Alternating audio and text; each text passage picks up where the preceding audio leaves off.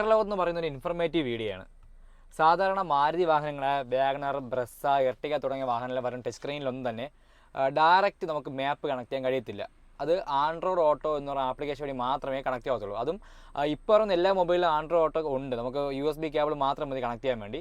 സാധാരണ പഴയ ആൻഡ്രോയിഡ് ഫോണിലൊന്നും അതില്ല. പ്ലേ സ്റ്റോറിൽ നിന്നും ആൻഡ്രോയിഡ് ഓട്ടോ എന്ന ആപ്ലിക്കേഷൻ ഡൗൺലോഡ് ചെയ്യണം ആദ്യം. അപ്പോൾ എങ്ങനെയാണ് അതുവഴി മാപ്പ് കണക്ട് ചെയ്യുന്നത് എന്നതിൽ പറയുന്നത്. നമുക്കിവിടെ സ്ക്രീനിൽ ഇപ്പോൾ കണക്ട് എന്നുള്ള ഓപ്ഷൻ കാണാം. ഇപ്പോൾ ഞാൻ USB പോർട്ടിൽ USB കേബിൾ കൊടുത്തിട്ടുണ്ട്. ഫോണിൽ ഞാൻ USB ഇപ്പോൾ കണക്ട് ചെയ്യാണ്. ഇവിടെ കേബിൾ കണക്റ്റ് ആയിട്ടുണ്ട്. നമുക്കിവിടെ ഒരു മാറ്റം വരും. ഇപ്പോൾ ആൻഡ്രോയിഡ് ഓട്ടോ എന്നുള്ള ഓപ്ഷൻ നമുക്ക് ഇനി ഫോണിൻ്റെ ആവശ്യം ഇനി ഇല്ല. കാരണം ഇവിടെ ആൻഡ്രോയിഡ് ഓട്ടോ എന്നുള്ള ഓപ്ഷൻ ഇവിടെ വന്നിട്ടുണ്ട്. ഫോൺ നമുക്ക് മാറ്റി വയ്ക്കാം. ഇവിടെ ഒന്ന് ക്ലിക്ക് ചെയ്ത് കൊടുക്കാം. നമുക്ക് അത്യാവശ്യം കുറച്ച് മെനു ഉണ്ട് ഇവിടെ. മാരുതി സുസുക്കി, കലണ്ടർ, മാപ്പ്, ന്യൂസ്, ഫോണ്, വാട്സപ്പ് തുടങ്ങിയ കുറച്ച് മെനു ഇവിടെ കാണാം. നമുക്ക് അത്യാവശ്യമുള്ളത് ഇപ്പോൾ മാപ്പാണ്. അപ്പോൾ മാപ്പിൽ നിന്ന് പ്രസ് ചെയ്യാം. മാപ്പ് ഓൺ ആയി നമുക്ക് സെർച്ച് ഇവിടെ ഉണ്ട്. സെർച്ചിലൊന്ന് കൊടുക്കാം. നമുക്ക് എവിടെയാണോ പോകേണ്ടത് ജസ്റ്റ് ഒന്ന് അറിയാൻ വേണ്ടി ഒന്ന് കാട്ടാക്കട അടിക്കുന്നുണ്ട്. കാട്ടാക്കട കൊടുത്തു, സ്റ്റാർട്ട് കൊടുത്തു.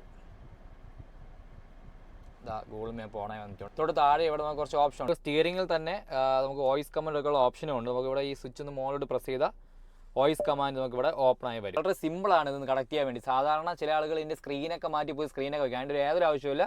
ജസ്റ്റ് ഒരു USB കേബിൾ നമുക്ക് ചെയ്യാനുള്ള കാര്യമേ ഉള്ളൂ.